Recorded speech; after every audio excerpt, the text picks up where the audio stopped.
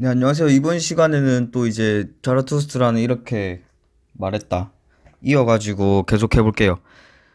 세계 너머의 세계를 믿는 자들에 대하여 자신의 고통으로부터 눈길을 돌리고 자기 자신을 망각하는 것, 고통받는 자에게는 그것이 도치적인 쾌락이다. 도치적인 쾌락과 자기 망각, 내게는 한때 세계가 그렇게 보였다. 고뇌와 무능함, 이것이 그 모든 세계 너머의 세계를 꾸며냈다. 내가 꾸며낸 이 시는 또 다른 모든 신과 마찬가지로 인간의 작품이자 인간의 망상이었다. 이 시는 인간이었고 그나마 인간과 자아의 초라한 한 조각일 뿐이었다.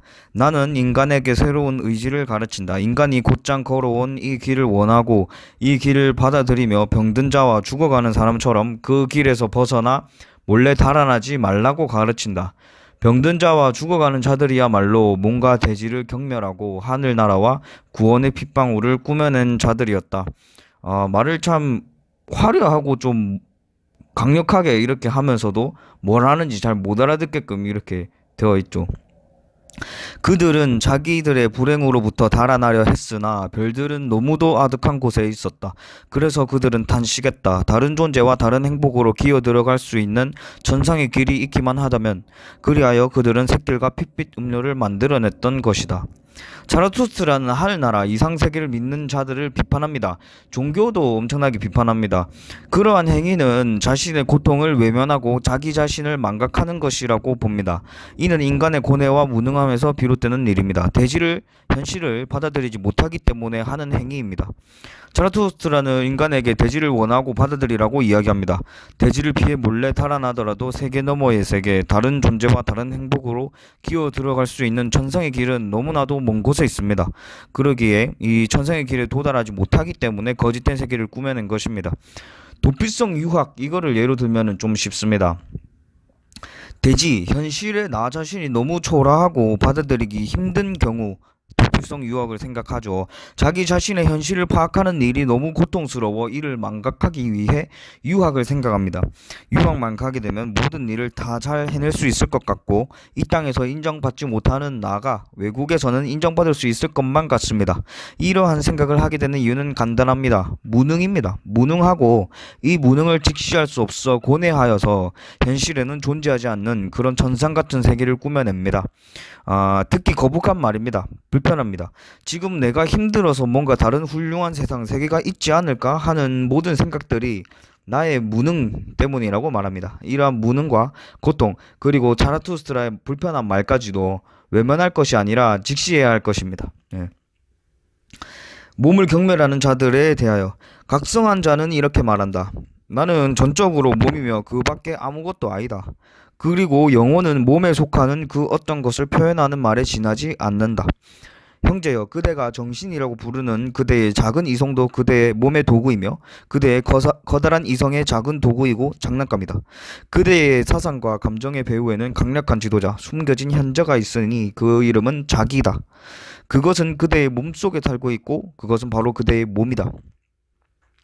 그대들의 자기는 그 스스로가 가장 원하는 일, 즉 자기 자신을 넘어서 창조하는 일을 더 이상 할 수 없다.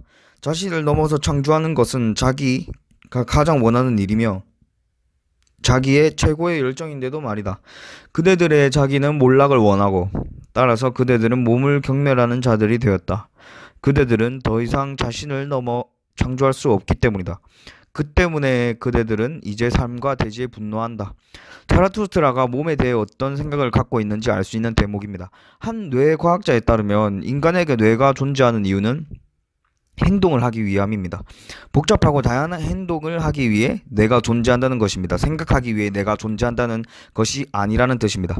자라투스트라의 이야기도 이 주장과 일맥상통합니다. 자라투스트라는 이성은 몸의 도구이고 장난감이라고 말합니다. 그리고 나의 몸속에 살고 있는 현자로 자기라는 개념을 제시합니다. 이 자기 역시 몸이라고 하고요. 이러한 몸을 경멸하는 자들에 대해서는 비판을 멈추지 않죠. 자기 자신을 넘어서 창조하는 일을 더 이상 할 수 없기 때문에 자기는 몰락을 원합니다. 그리하여 삶과 대지에 분노한다고 이야기합니다. 받아들이면 참 좋은 이야기입니다. 나에게는 몸이라는 이상적인 자기라는 것이 있습니다. 이 자기는 자신을 넘어 창조하는 일을 가장 원하고 있고 최고의 열정이 바로 이를 행하는 것입니다. 그런데 몸을 경멸하는 자들은 자신을 넘어선 창조를 할 수 없습니다. 그러니까 자기가 가장 원하는 일이 창조인데 그거를 못하니까, 그래서 자기가 이제 몰락을 원하고, 그래서 이제 그들은 삶과 현실에 분노하게 됩니다. 이렇게 되지 않으면 됩니다. 자기가 가장 원하는 일인 자신을 넘어 창조하는 일을 적극적으로 행하면 됩니다.